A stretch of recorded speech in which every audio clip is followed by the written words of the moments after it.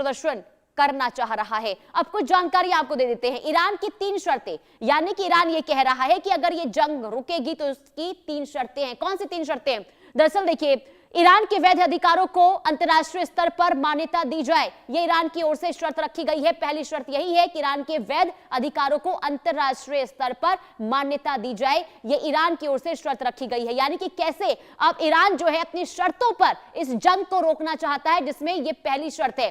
3 शर्तें रखी गई है। पहली शर्त ये थी, दूसरी शर्त क्या है? जंग की वजह से ईरान को जो नुकसान हुआ है उसका हर्जाना भी देना होगा, ये कहा गया है ईरान की ओर से। अब तीसरी शर्त की बात कर लेते हैं, जिसमें कहा गया कि भविष्य में ईरान पर हमले रोकने के लिए अंतरराष्ट्रीय गारंटी भी दी जाए। ऐसे में सवाल ये कि गारंटी आखिर कौन देगा? लेकिन यहां पर 3 शर्तें रखी गई है ईरान की ओर से, इसका मतलब ये आप समझ लीजिए कि ईरान जो है इन शर्तों के आधार पर ही, अगर ये शर्त मानी जाती है तो ही जंग रुकेगी। लेकिन सवाल ये कि आखिर शर्त मानेगा कौन? क्योंकि अमेरिका और इजराइल जो है लगातार ईरान को तो चेतावनी दे ही रहा है, और ऐसे में अमेरिका की तरफ से यह जरूर कहा जा रहा है कि वहां पर तबाही मच चुकी है, ईरान के पास कुछ बचा नहीं है। ऐसे में ईरान के पास विकल्प सिर्फ सरेंडर करने का है। लेकिन ईरान ये कह रहा है कि हम सरेंडर नहीं करेंगे, हमारे पास बहुत ताकत है, हमारे पास इतनी ताकत है कि हम 10 वर्षों तक हमले कर सकते हैं। और इसके बीच यहां पर 3 शर्तें ईरान ने रख दी है। इसी बीच एक और बड़ी खबर का रुख करते हैं। इजरायली सेना का ईरान पर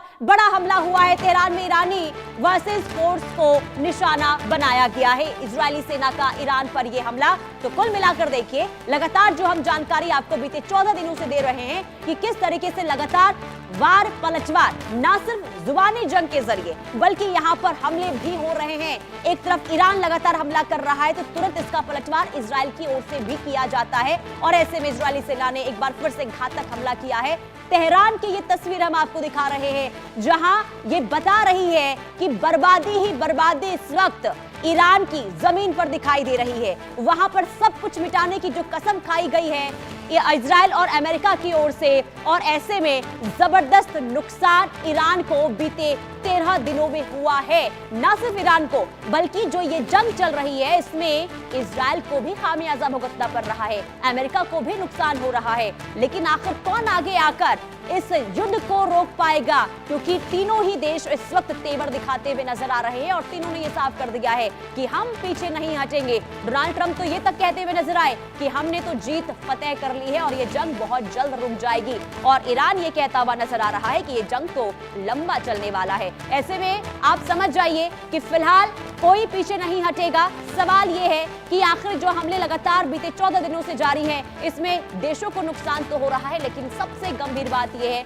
कि इसमें आम नागरिकों की भी जान जा रही है। जो बेकसूर लोग हैं, जिनका इस जंग से कोई लेना देना नहीं है, बेचारे वो लोग इस जंग में अपनी बलि देते हुए नजर आ रहे हैं। सवाल ये कि आखिर क्यों बेकसूर लोगों की जान इस हमले में जा रही है, और सवाल ये कि क्या पूरी तरीके से इन तीनों देशों की जो मानवीय स्थिति है क्या वो खत्म होती हुई नजर आ रही है। सवाल कई है, सवालों के बीच में लगातार हमले भी तीनों देशों की ओर से देखने को मिल रहे हैं। सवाल यहाँ पर यह भी है कि आखिर इस जंग का अंजाम क्या होगा, आखिर ये जंग कहां पर जाकर रुकेगी, आखिर ये जंग कब तक थमेगी? क्योंकि अगर ये जंग इसी तरीके से चलती रही तो नुकसान सिर्फ 3 देशों तक ही नहीं बल्कि पूरी दुनिया को इस स्थिति के, इस जो हालात बने हैं इसकी स्थिति पूरे देश को झेलनी पड़ेगी। और आइए अब आपको ग्राफिक्स के जरिए कुछ जानकारियां भी दे देते हैं और बताते हैं कि कौन है मेजर जनरल जाफरी। दरअसल ईरान के एक वरिष्ठ सैन्य अधिकारी हैं, और उनकी तरफ से क्या कहा गया, उनकी तरफ से जो कहा गया है वो हम आपको समझा देते हैं। क्योंकि एक तरफ लगातार देखिए ईरान जो है ये कहता हुआ नजर आ रहा है कि अभी युद्ध जो है बहुत लंबी चलेगी। ऐसे में मेजर जनरल जाफरी कौन है? ईरान इराक युद्ध में इनकी जो सक्रिय भूमिका है वो देखने को मिली थी। जो 12 दिनों तक युद्ध चली थी उसमें इनकी जो भूमिका थी वो बहुत अहम मानी गई थी। 1980 से 1988 तक ईरान इराक का युद्ध चला था, और उस वक्त भी हमने देखा था कि स्थिति किस कदर देखने को मिली थी, और ऐसे में उनकी भूमिका यानी कि मेजर जनरल जाफरी की जो भूमिका है बहुत अहम मानी गई थी। IRGC इनके द्वारा शुरू किया गया था, यानी कि इस्लामिक रेवोल्यूशनरी गार्ड कोर इनके द्वारा ही शुरू किया गया था। और ऐसे में इनका रोल जो है वो काफी अहम माना जाता है, क्योंकि 1992 में IRGC का कमांडर नियुक्त इन्हें किया गया था। और इन्होंने अब जो तमाम इससे पहले जो हमने युद्ध देखा था उसमें किस तरीके से आगे आकर अब अपनी भूमिका निभाते हुए वो नजर आए थे। 2005 की बात कर लेते हैं तो IRGC अध्ययन केंद्र के निदेशक भी इनको बनाया गया था।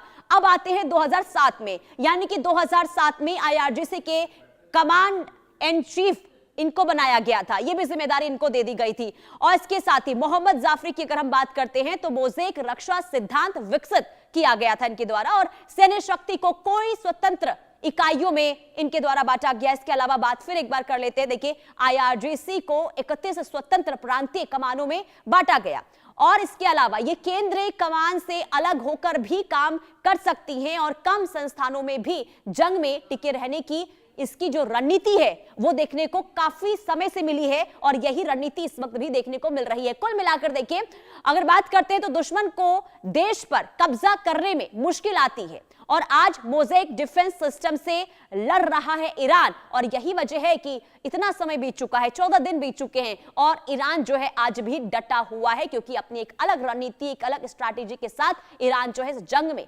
आगे बढ़ता हुआ नजर आ रहा है। तो मेजर जनरल जाफरी किस तरीके से इस पूरे जंग को लेकर एक अहम भूमिका निभाते हुए नजर आए, ये हमने आपको जानकारी दी है। अब आगे बढ़ते इस बीच एक और बड़ी खबर का रुख करते हैं, और बड़ी खबर, इजरायली पीएम नेतन्याहू ने दावा किया है ईरान के शीर्ष परमाणु वैज्ञानिक को मारने का दावा इजरायल की ओर से किया गया है। मुस्तफा IRGC की कठपुतली है नेतन्याहू।